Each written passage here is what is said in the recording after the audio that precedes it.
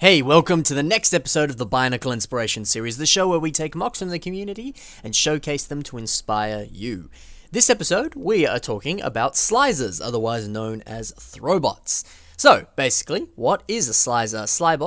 Slybots, there we go. Slizers, or Throwbots, as they were known in the US and Canada, was a sub-theme of Technic that was launched in about 1999 and continued on to the 2000s. That was essentially the thing that came before Bionicle. So the line debuted this cool new ball and cup system of building that allowed for figures to be articulated in ways that were just not possible with previous LEGO elements. When these things first came out, there was 8 elementary themed figures, and they were packaged in these cool like carry case things. You could actually wear them on your belt. That's how they were designed. Each of the Slizers came with a couple discs that they could throw using their sort of specific throwing arm. And most of them also had a gear mechanism that you could kind of use to kind of adjust the head and stuff like that. So they were a pretty cool theme. And since then, we've seen a whole bunch of people playing around with some Slizers, playing around with some Throwbots.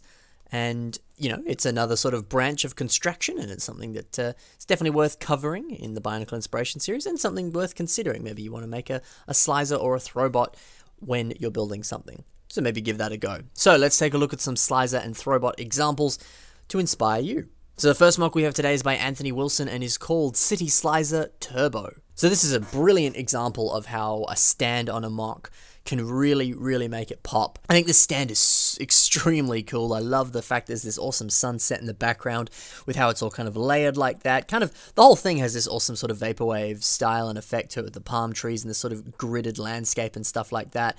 It just really complements the actual Slizer itself. And so that Slizer specifically is a revamp of the Slizer set known as Turbo, which looks a bit like this guy.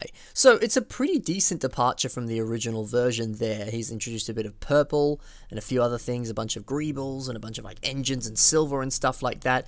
But it's kept the basic spirit of the original Turbo Slizer and kind of reinvented it in a fun and really interesting, cool way. So I really like that. You know, that's something to consider. Maybe you want to specifically revamp or rebuild a pre-existing Slizer, but much like this build, really kind of take the concept and explore it in new avenues and new different ways, and yeah, seeing what you can come up with. I really like the use of some of the stickers on this set. We see the wheels here have some sticker, or possibly those are printed pieces, I can't remember, that sort of add little bits of sort of grill and other little bits of kind of detail there onto the tires, which looks nice. But also on the head of the Slizer here, which is, instead of using the sort of pre-existing Slizer pieces, instead it's actually using some of these curved slopes. But that little Mars Mission sticker piece there on the front of that head visor really complements this. It looks really nice. It's just a really nice use of that sticker. You know, this would look nice if it was just a pure black sort of little head bit there. But just adding that sticker just makes it look a little more futuristic, a little bit nicer, kind of ties the color scheme in a bit more. It's nice. It's amazing just how much one sticker can do for a mock. I think it's super cool. So yeah, a lot to love about this this fantastic mock from Anthony Wilson. Great to see how he's taken the original concept and flipped it on its head and expanded it and explored it in new ways. It's always something really cool to see. Let's take a look at the next Slizer, which is by Joxon and is called Megaton Slizer Blaster. So this mock is a little bit larger, and that's because the set that it's inspired by itself was one of the larger sets. So this was Blaster. He is a little bit more lanky and skinnier in the set, and Joxon's really kind of taken the spirit of the set and made it much more menacing and much more impressive. So he's a lot more kind of bulky and big, and it's impressive to see some of these big Star Wars Ultra Build torso pieces here used as shoulder pads. Super cool to see that. A very interesting dynamic look that is a little bit more difficult to achieve on a smaller build. So something this big and bulky, that specific design works very well and looks really cool. Also really like how he's buffed out these CCBS feet pieces here by simply adding this sort of array of slopes and other system pieces below it. It kind of just buffs it out a bit more, makes it look a little bit bigger, and traditionally, you know, if it didn't have that little layer of yellow system pieces under it, then, you know, those feet would be way too small. But just adding in that little something there really kind of ties everything on the mock together and looks really nice. So I like that just subtle addition there. It's pretty cool. And speaking of subtle additions, there's a few Friends pieces being used in this in some really clever ways. If you take a look at the launcher on his arm here, you notice that the actual things that are being shot are actual like kind of disc pieces. Well, these are some of the bowl pieces that you get in certain Friends sets. And then as a part of those sort of pieces, there was another kind of cooking utensil piece that you get in various Friends sets, which was like a little baking tray that you could put little cookies or something in. And that's actually been used here on the head of this mock to sort of form kind of like where the mouth would be. And just how that ties in very nicely with all the other tubing and things around the mouth is just very, very nice. It works really well, creates a really dynamic looking head, and just, I think, is super cool. So nice to see those parts being used in some very clever ways and some very obscure ways. It's pretty cool to see. I really like that. Also really like the Throwbot disc here on the torso. Just a nice way to kind of use the sticker or printing bit on that disc. Not sure if that's stickered or printed, but either way, it's a nice way to kind of get that pattern on the chest there, and also just kind of having the disc there on his torso just works well. There's a little bit of a callback to the original set as well, so it's pretty awesome. I really like that. It's a nice little addition there. And overall, this is a great reimagining of the original set. So nice work, Joxon. Let's move on to the next mock by Kevin Huxtable, and this is Ice Slicer Ski. And by the way, I probably need to specify this because so far every single mock in this episode has been from it.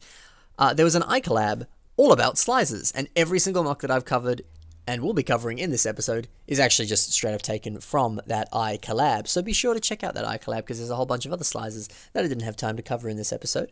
And obviously I've said that once, I'll say it again, a lot of those iCollabs, there's always some fantastic stuff being produced out of them. So yeah, be sure to give that a little bit of a look and take a look at some cool other Slizers that I haven't put in this episode. Anyway, so this is the Ski Ice Slicer, which was inspired by the Ski Ice Slider set.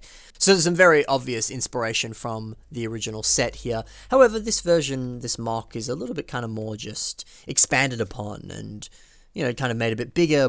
Certain aspects were kind of expanded a little more or taken down to different avenues. I think that's really cool, really clever. It's just really cool to see. So let's talk about some of those. The skis that he has on his feet here are very cool. They're kind of built into his feet to some degree, and it's almost looks like he's got little sort of rockets on the back there or something. I just think that looks cool and very clever. But nice to see some of these larger pieces here on the bottom there, those system pieces that, you know, some people use them as swords. They've been used as wings in Ninjago sets, but then also using an actual sword piece there.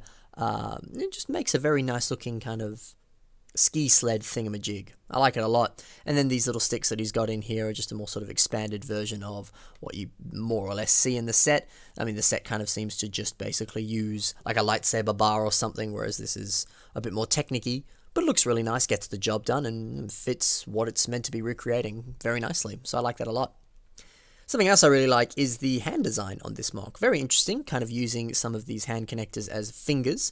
It's got all these little connection points for ball joints there. It's just a very nice looking hand design, and it's able to kind of clutch that ski stick thingamajig very nicely. I don't know the technical term for that. Anyway, that's my bad.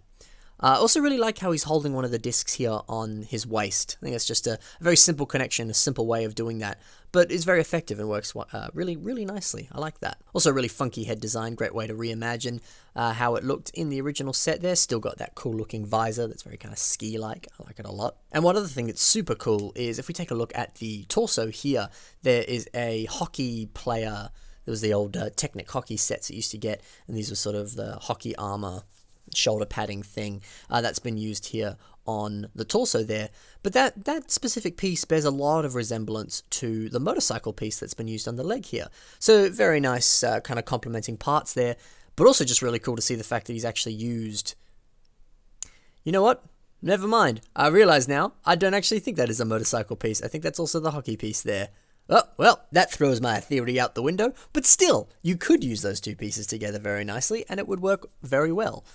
But regardless, that's actually still a very nice looking technique, you know, using those up there on the torso and blending it in with the Nuva shoulders, but also sort of putting it here down on the leg. It's just nice visual unity throughout the mock and looks very nice. So even though they aren't motorcycle pieces, it's still a very clever part use. I like it a lot. So nice work, Kevin Huxtable. Really nice reimagining of the Ice Slicer. Let's move on to the bonus mock by Tony A, and this is Incinerator Slicer Torch. So this is what the original Fire Slicer looks like, and Tony's version is a bit of a departure from that, but that's totally fine and totally cool, because in a similar manner to some of the others that we've seen, the basic essence of the element as well as the character is still very much conveyed in this. You know, he's very much focusing on the fact that he's a pyromaniac, and he's got all sorts of fun tubing and barrels and guns and things like that, and flamethrowers, all that sort of stuff, and he's obsessed about making fire. Pretty cool, I like it a lot. So a very interesting take on that theme, a great way to kind of expand upon it, and then something to consider with any mock that you're making as well, to kind of look down some of those avenues and see what you learn and see what you can do. So yeah, I really like the barrels on his back and all the different tubing, whether it's some of those sort of rigid rimmed tubes or just some of those more loose flex tubes there. They work very nicely to kind of convey the fact that the fire is being fed through that barrel and into his mask or into his flamethrowers there. Super, super cool. I really like that. Also, overall, just a very sort of smooth, general look. I like the fact that he's a little bit skinnier in certain areas, like on his upper arms there and stuff. It just kind of, I don't know, it sells that pyromaniac look to me a little bit more. I don't know what it is about that, but I think it's kind of cool. And all these different greebles and things here that are kind of embedded in his body. Yeah, it's just cool. It flows very nicely with all the other sort of weapons that he has, and just kind of conveys that pyromaniac look very nicely. Like he's sort of completely redesigned his whole body just to purely focus on fire and creating fire, because obviously he's obsessed. Pretty cool. I like that. Very ingenious design here, and an awesome mock by Tony. Speaking of awesome mocks, that's 4 fantastic Slicer mocks from 4 fantastic builders, and actually every single one of them was a part of the iCollab, like I mentioned, so be sure to take a look at the gallery of all of the Slicers featured in that iCollab. If you take a look at the links in the description to all of the mocks featured in today's episode, literally every single one of them in the description has links to every other Slicer featured in that collab, so be sure to take a look at those, because there's some other great ones that I missed. Anyway, that's it for this episode of the Bionicle Inspiration series. If you would like to see some of your own stuff in the show, the only way to do so is to send some pictures, or ideally a link, to the mock that you want to have on the show, whether it's yours or a friend's, and then once you've sent that over by the email that you're currently seeing on your screen, that's the email to send it to, then I will consider putting it on the show. It'll head on over to my little list, and then every time I make an episode, I pick from that list, and yeah, you'll be featured on the show in due time. So, that's it for this episode of the Bionicle Inspiration series. Be sure to check the links in the description to my social media as well if you're interested, or consider checking out my Patreon page. I'll see you there. Thanks, guys. Happy building. Bye for now.